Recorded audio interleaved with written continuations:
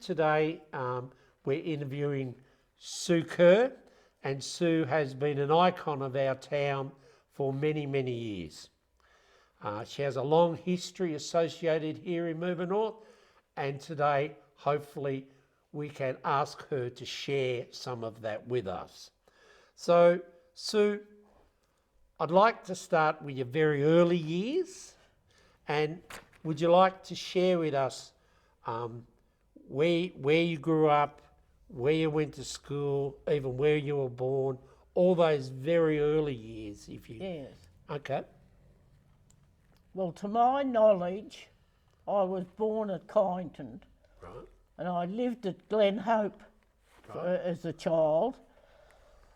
But because there was no school or anything there, and my father was English, and he was very much for education. Right. He had to borrow, buy another farm, and he bought a farm at Malmesbury. Yes. So that we could go to school. And I went to school there. We had to walk 3 miles to school each day. If it was a fine day, we'd walk our 3 miles. But if it was wet or something, or my father wasn't busy that day on the farm, he'd take us in the gig. Yep. And Trixie was the horse, and she was lovely. She'd plod along when we were going to school, but as soon as he turned around, she went for like the wind to get back to the farm. Okay. So your early days been taken in you walked three miles, or which for those that don't know is about 4.5 kilometres, yeah? See, it was during the war, and you couldn't, the petrol was rationed. Yep. Or the car had a gas producer on it, and he couldn't just drive the car every day to take us to school. Right. So you were back to walking or horses, and you stayed there. So how long did you live at Malmesbury for? Malmesbury was 3 miles, and Taradale was 3 miles the other way. Okay. But we preferred Malmesbury. Yep. Yes. Okay.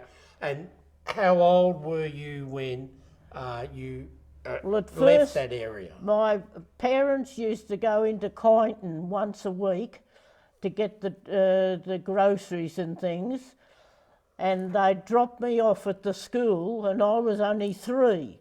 Yes. And I'd spend the day at the school to see what it was like. As a 3-year-old? Yes, as a 3-year-old. And I was always young in the class. Yes.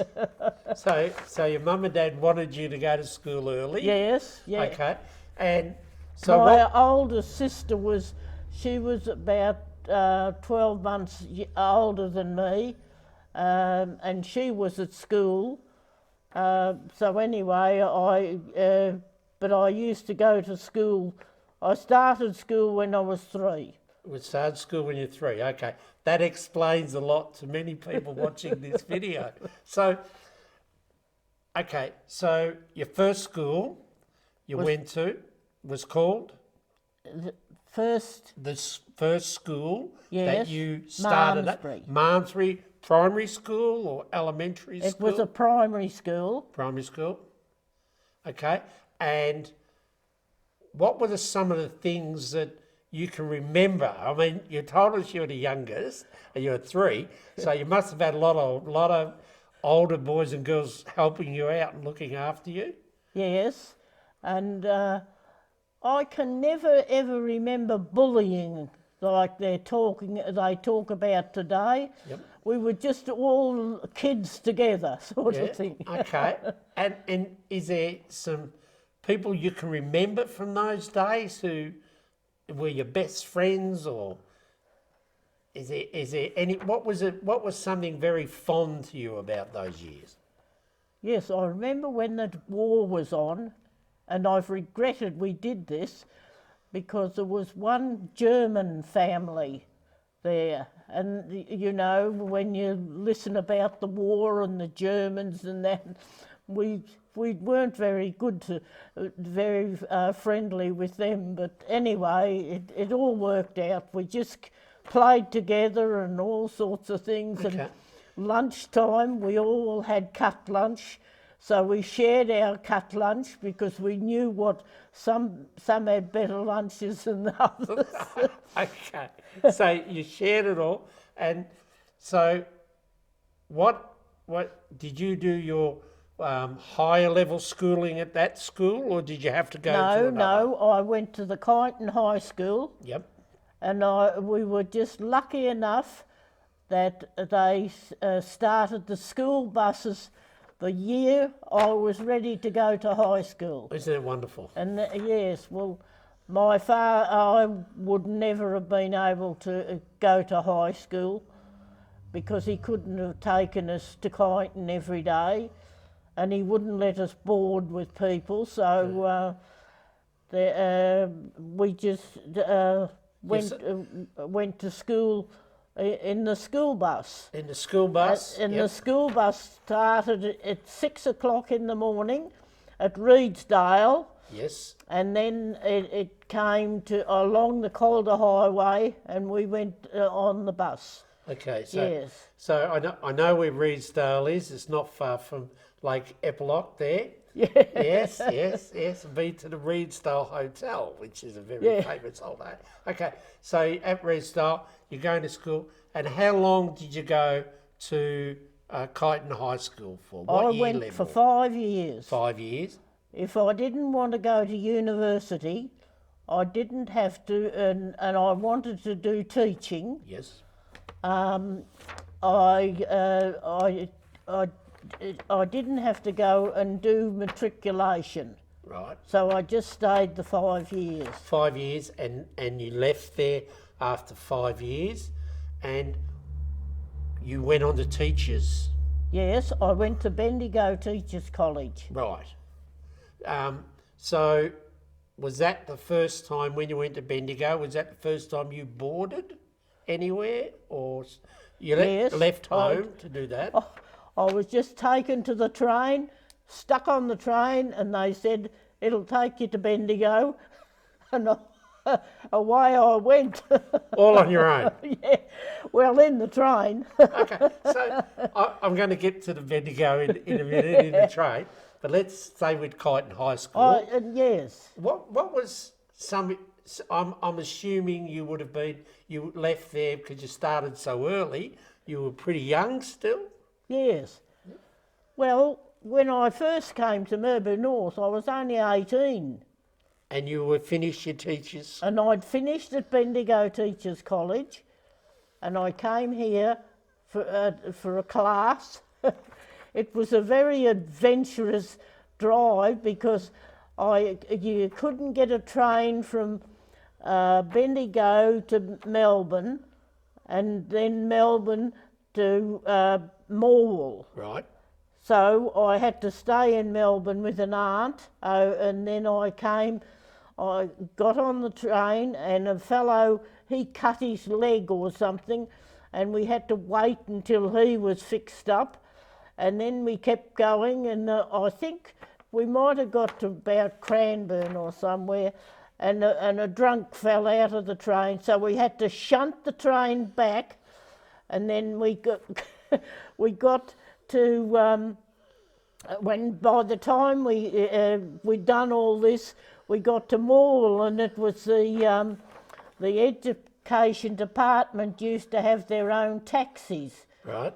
But this was 12 o'clock at night because we'd muddled around all day. Okay, yep. And anyway, we got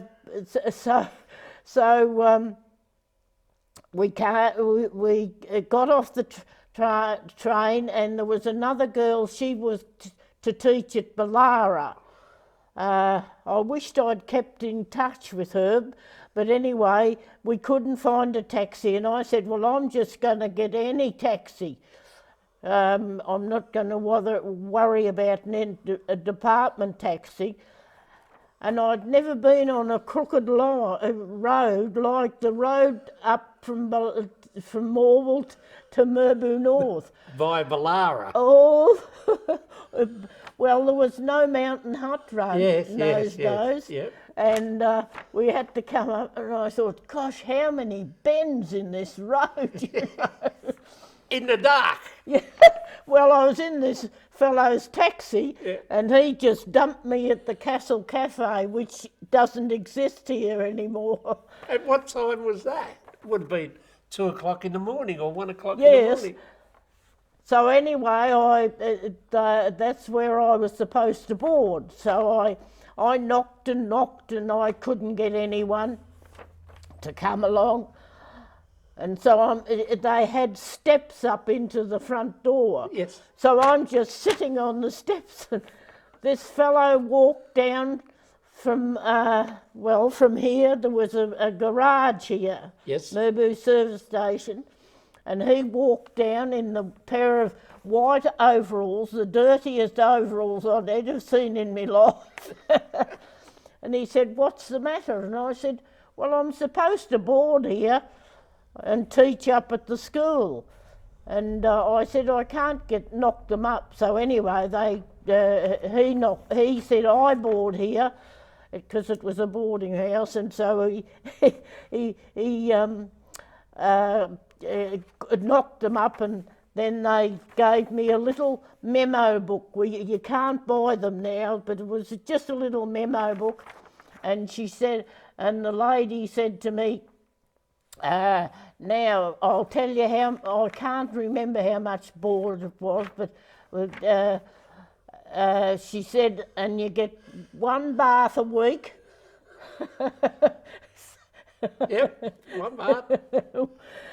And you had to heat up the water in the copper and then carry it in a bucket and tip it in the bath. So you had to heat your own water, have 1 bath a week. Right. One bath a week we used to get. And she said, "Well, actually," she said, "you're not staying here." She said, "You're staying just across the road at Mrs Hawes." And Mrs Hawes was a trees, and I've been friends with them ever since I came in 1952. 1952. So 1952, you arrived in Mirboo North as an 18-year-old girl, a young woman, just out of teachers' college. First time you've really been away from home, other than teachers' college. Yes. Yeah, okay. You knew nobody? No. Not a soul? It took us all day, my father and us, with a map to find Mirboo North. So I'm going to ask you about your adventurous spirit. How did you feel about all this? And then I went across it to Mrs Hawes, and I sat on the bed, I remember, and I hadn't had anything to eat all day, but I had a few grapes in a bag. And I thought, well, I've got myself into this, now I've got to do something about it. Yep. So I ate the grapes, I remember.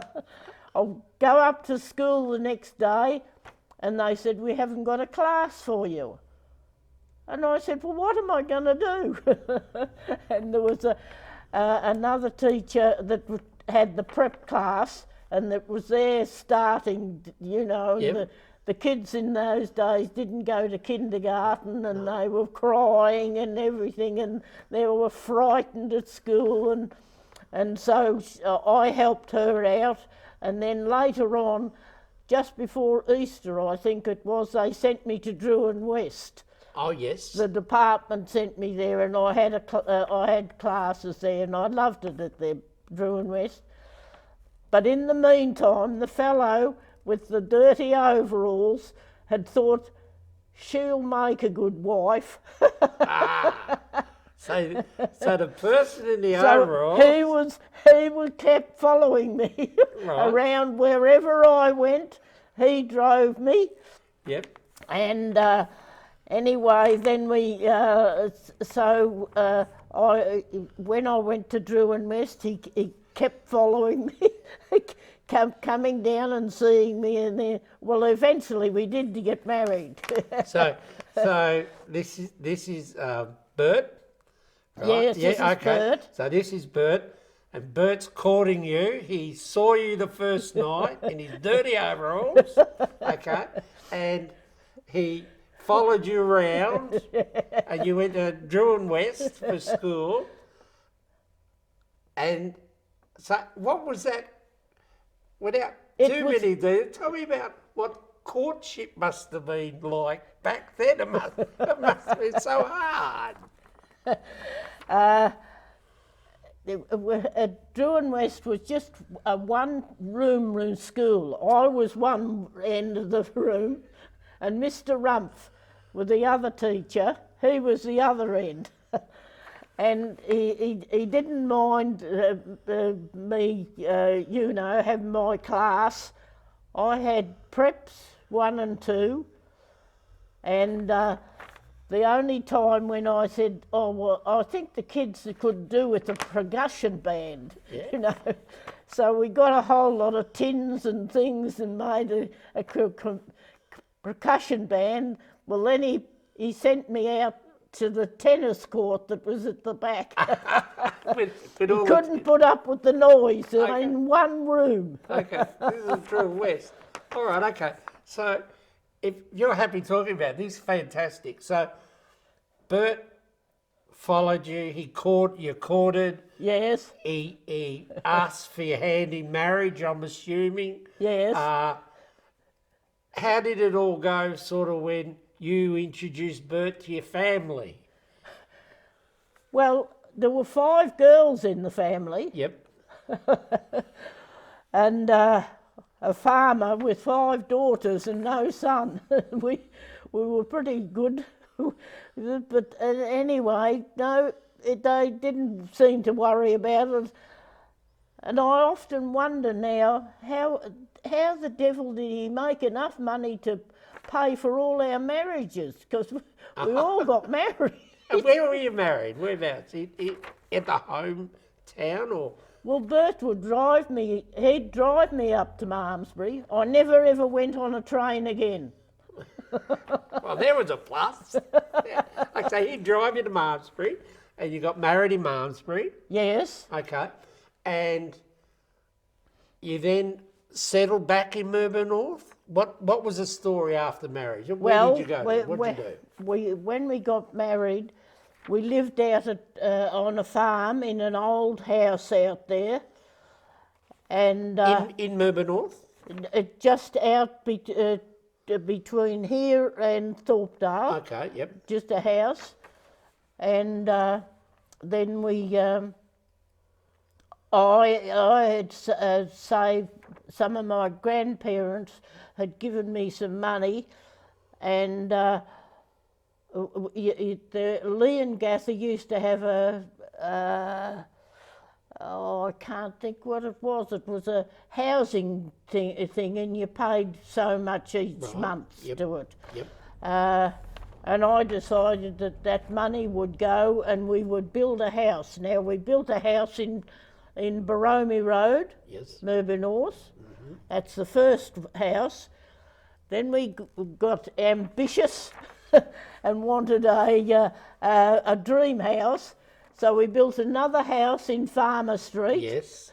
And then when my husband got Parkinson's, and we realised with all the steps and the steep block, he couldn't live there. We'd have to build another house. Yep. So we built another block in Peacock Street, and we built another house. So we've had 3 houses called Curl Inn. Curl Inn. So, okay, I'm going to stay. So when you moved back to Mirboo North after you were married with Bert, and you moved to the single house out of Thorpedale, Bert was still working in Mirboo North. Yes. At a moment mechanic yes. still, right?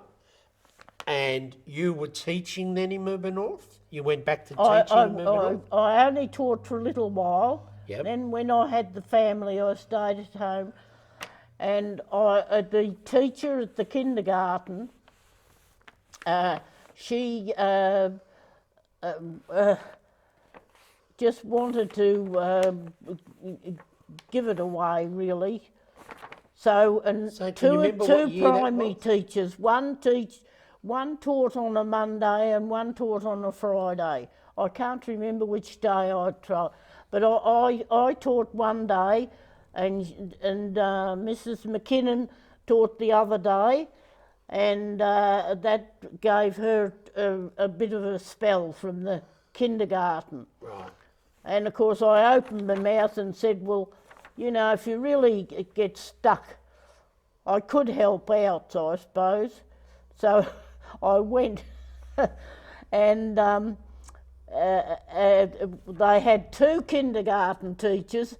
The first one, her husband got a job as a primary teacher, so she said she had her teacher training, so they put her in the kindergarten, but she didn't tell her she was pregnant, and she left in the Easter. Right.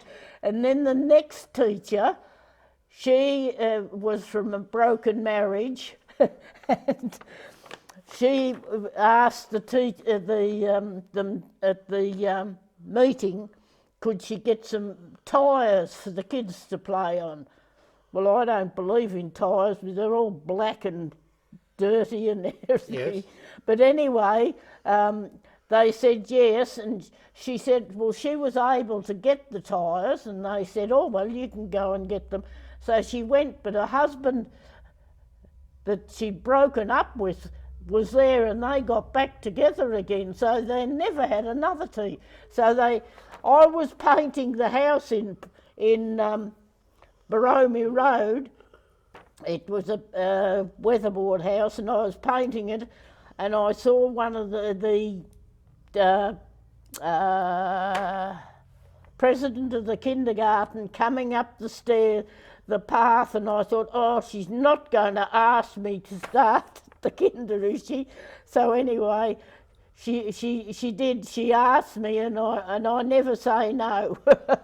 So I ended up at the kindergarten, but I didn't realise I was going to stay 31 and a half years. 31 and a half years. So just let's go to the first, day of those 31 years. What year was that in? That was in 1962, I think. 96? No, Glenn was 3, so it must have been 1933. And I retired on Australia Day 1994. Well, 31 years, so it was in 63 that began. So that is an incredible feat, 31 years at the kindergarten. Generations of young Mirboo North, parents and their, young children have obviously been influenced so much by yourself. So let's just talk about how you managed that. I'm going to talk about the kindergarten in a minute, but let's talk about you. You had your own children and you were teaching kindergarten. How did all that work? Tell us about life in those days. I always believed in rule and regulation, so I just said, well, I told them what I was doing and why I was doing it, so that they could be educated at university. Because we didn't make much money at the. Bert had bought the garage, and we didn't make much money there because he did that many free jobs. It was everyone's mate. Yeah, go on. But and the children just had to understand. Yep. Well, children in those days, like ours, we just understand it. We just appreciated what was going on. That was how I was brought up. They told us what they were doing and why they were doing it and everything, and we just appreciated it, and we just went along with it. Okay. And so did my kids, and there was harmony most of the time. Is there any really little stories or events with your young children, and you start in kindergarten that jump out at you, like a particular event or thing that happens? Is there anything you'd like to share with us? Well, the oldest boy, Michael, he went into the Navy, and he did 20 years in the Navy before he left, and then he just drove it. All he wanted to do was drive a truck, and he drove a truck from Brisbane to Melbourne for years, just a freight truck. Then I believe that they had to choose what they wanted to do, because I chose what I wanted to do. My father, his sister, when they came out from England, she got a job with the Commonwealth Bank. Right. I don't know whether it was called the Commonwealth, but anyway, it was a bank. And he thought that he had 5 daughters, and he thought that's a good job for them, you know, Yeah. They can all work in the banks. But I wasn't working in any bank. I had my heart set on being a teacher. Okay, but and I wasn't working in any bank for anybody. that's a strong word, Sue. So, okay, you started Mirboo North. You taught at the kindergarten for 30 odd years. Now, my understanding is you're a life member of the kindergarten, yes? Yes. Yes, you're a And life... I'm a life member of the Historical Society. Yes? Yes. Absolutely, we'll talk about that Yeah. shortly. So, the kindergarten, over 30 years, you must have taught parents, you must have taught young children who then, as parents, brought their own children Yeah, back 3 in. children. I think Ken... I've taught 3 generations of one family. 3 generations of kindergarten. So the question I've got for you, nicely, is did you see the same traits in the children as their parents were at their age? I could pick some. I used to say to some parents, there was one boy, I always treated the children as not naughty, they were a challenge. Yes. And he used to walk to school. When he went to school, and he never walked on the pavement, he always walked in the gutter. Even if it was raining, he walked in the gutter. I said to his mother, don't ever think you're going to put him in a suit and when he leaves school. And no, he's a plumber now.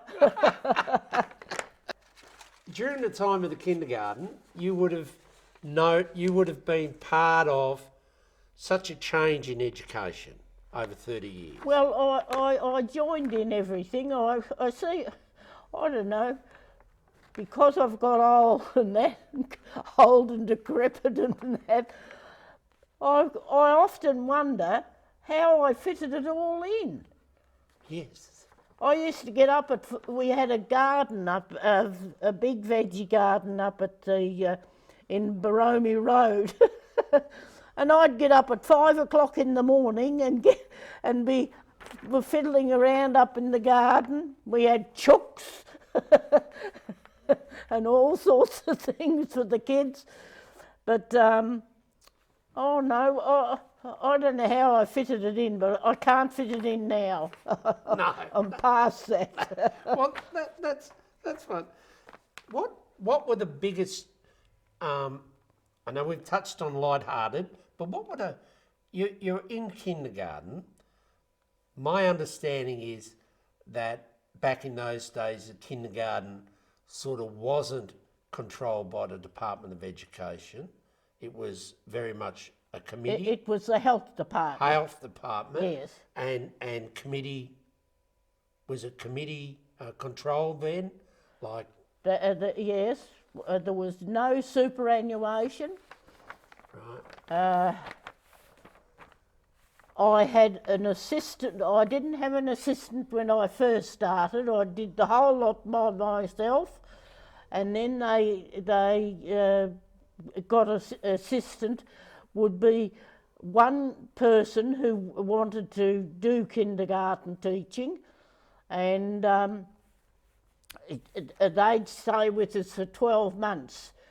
And we used to let them have a uniform so that they didn't have to spend money on a whole lot of clothes and things. Yep. And they had a bit to start off. If they, at the end of the 12 months, they knew they had to leave and let somebody else take the job and have a salary, because the parents couldn't afford it and that Yep. sort of thing. So it worked out well. And then the last assistant I had, she stayed with me for 11 years. We didn't have the ruling if they only had to stay 12 months. Right. She stayed with me for 11 years. Well, you would have been a good Tracy. team. And then I sort of trained her, and now she works over in the Warrigal area, and she's an inspector over there of kindergarten. Oh, well, what a wonderful She legacy. she kept doing it. Yeah, that's really, that's okay. So your kindergarten was the cornerstone for 30 Yeah. years. I loved every minute of it. Yeah, and you ran your family around it. Okay, you ran your family around it. And Bert was in The garage. in the garage, so you weren't actually working far away from one another. No. You were about 100 metres. No, well then when he sold the garage, he worked for Pincinnies and he did school tours and Yes. things, yes. Yes. But no, we had our rules. I always believe in rules and regulations, and it all worked out. Okay, so you had an organised house. That's Yes, what I'm thinking. yeah. You had an It had to organised. be organised and to be harmonious. Okay, so Mirboo North in those days. So I'm going to take you back.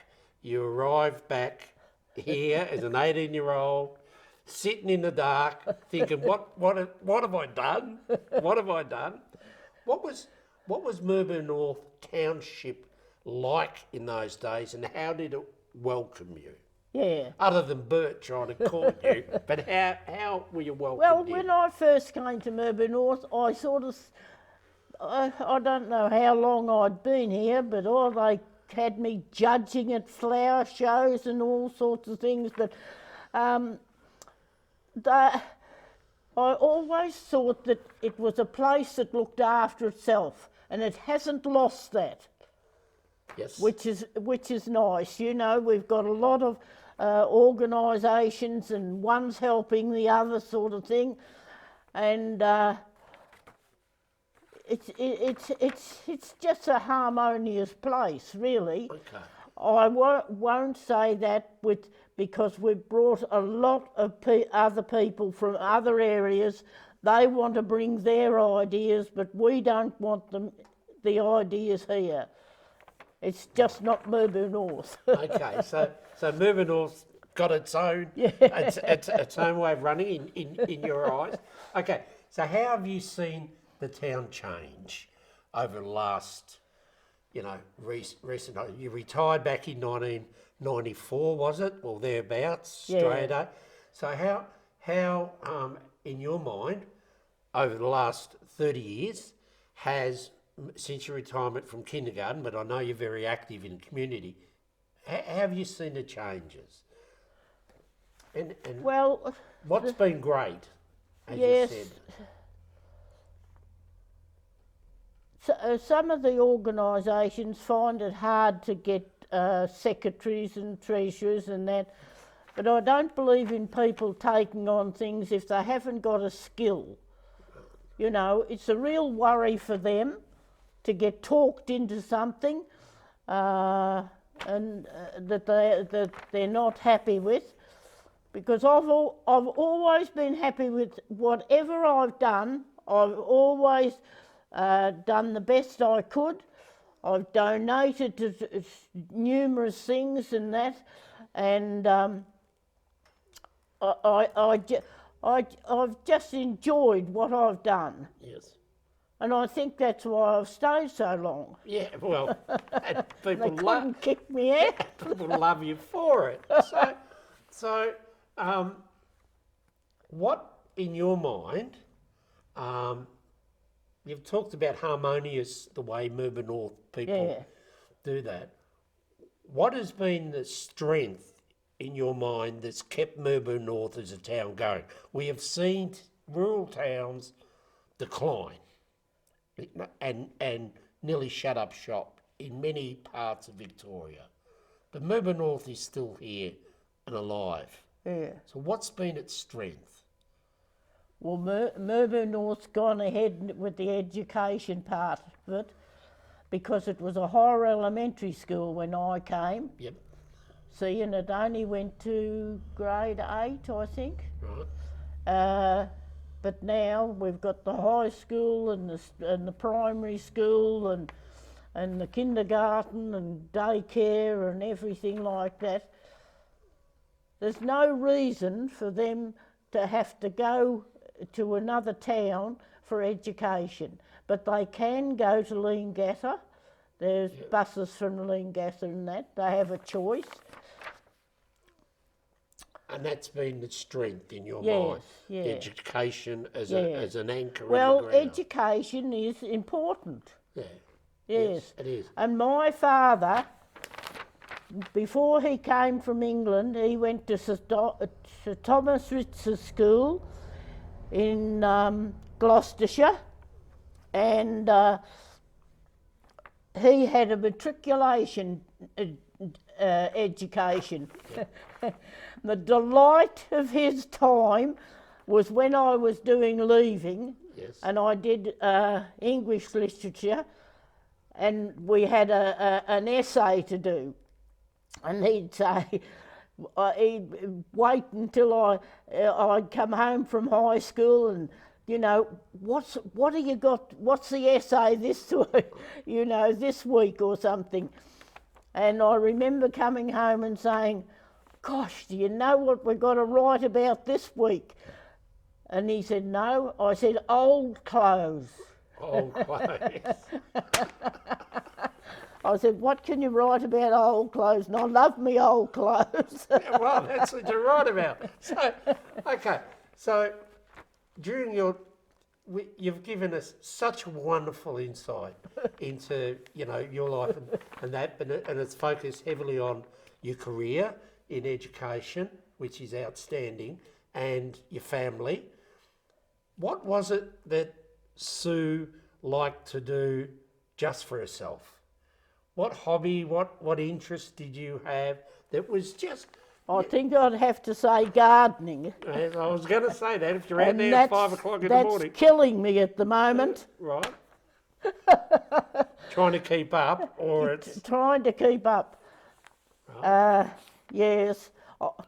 We had a big garden on the farm, and my father was a good gardener, and everything was lovely and that. But I think I've never learnt. Everywhere I've gone, I've had this huge garden, and in Farmer Street I had 2 blocks. And I said to Bert one day, I think it might have been Melbourne Cup Day or some day, we had a holiday, and I said, get Mancarellas to come in and just plough up a bit. I want to plant some tomatoes. Well, I came home and he'd got the half of the block. I said, I'm not feeding the whole of the Mirboo North on tomatoes. I only wanted about 3 or 4 to plant. But anyway, no, I've had a lot of delights in my life. Yes. And in the houses we built, the one in Baromie Road, a kindergarten pupil that I taught, they bought that, and the one in Farmer Street, they bought that one. But I'm not ready to sell the 3rd one yet. No. But So- they're saying I'm ready for the aged care now. Well, no, I wouldn't say that, of course. So, you're an active member of the Mirboo North Historical Society. Yeah, I was secretary for 17 years, I think. That's active enough. Yeah. So, to be with the society for that long, what is it in your mind, the importance that that group play in our community?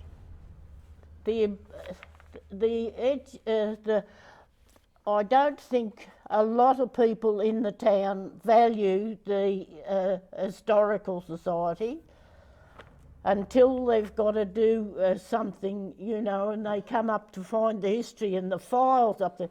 And they said, gosh, all this stuff here, you know.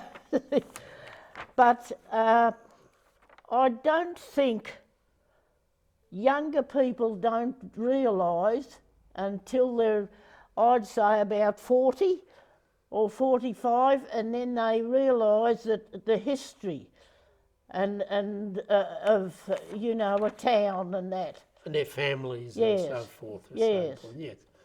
No, and so thank you for that. This question's a bit, let's say, I suppose, in good fun, but you have been appointed mayor of Mirboo North for one day. So someone's come along and said, Sue, we're going to make you mayor for one day and you're allowed to make one big decision. What would that be? Now say that again. Someone has come along, the community's come along and said, Sue, we're going to make you mayor of Mirboo North for one day. And you can make one big decision. No, I never, all the organisations I've been secretary of, and there's a fair few, I never ever want to be president. Okay, you're making it hard for me. I know that I can write up the minutes of the meetings and things, and I can do that properly and that, but I never ever want to be president because I can't get up and talk in front of, I can talk in front of 100 children, but I can't talk in front of 100 adults. Okay, so as a secretary, and you're in an organisation that's going to be influential in Mirboo North, Yeah. what job would you tell the president that needs to happen? Well, I worked, when I left the kinder, I remember the day I left and I gave the new teacher the key and I walked past the hospital or Grandridge Lodge and I said to myself, I must look back. And then I thought, no, I'm starting anew now. I'm not turning round and looking back at the kinder. I'm just going home. So I never sort of, and I had helped out at the aged care. Yes. When they built one of the Streslecki house. And what was I going to tell you? I was going to tell you. Then I had helped one of the residents at the, she'd had a stroke and she couldn't remember what the things were, and they'd got me to come up to the aged care when I had time and just take her round and say, now this is a chair and this is a table. Yeah. She couldn't remember what the things were. So, and I thought, oh, I like it up there. So I went up there and then I started a shopping trolley for them.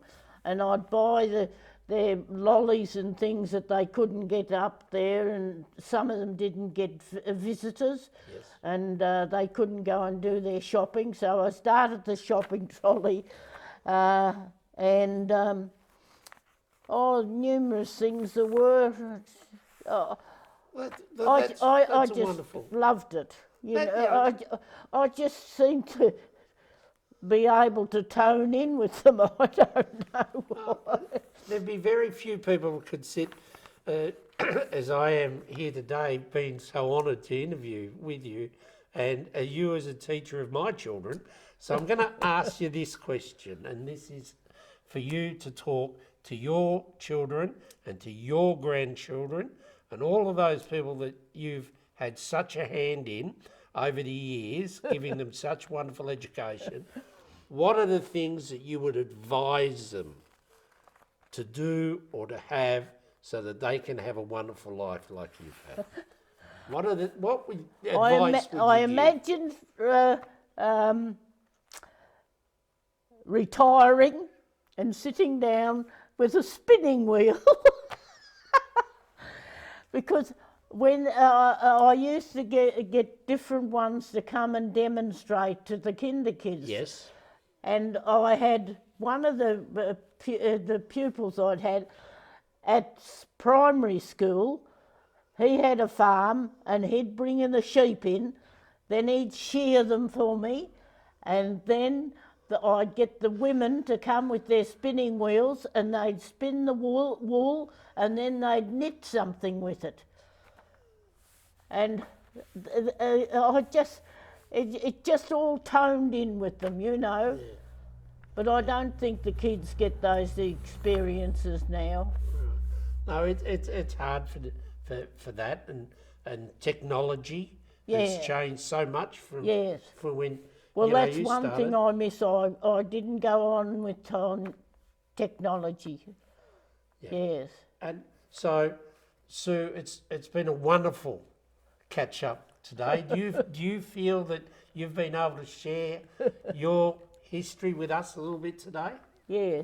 Well, I mean, I probably thought this morning, oh, well, I could stay home today, but I didn't stay home.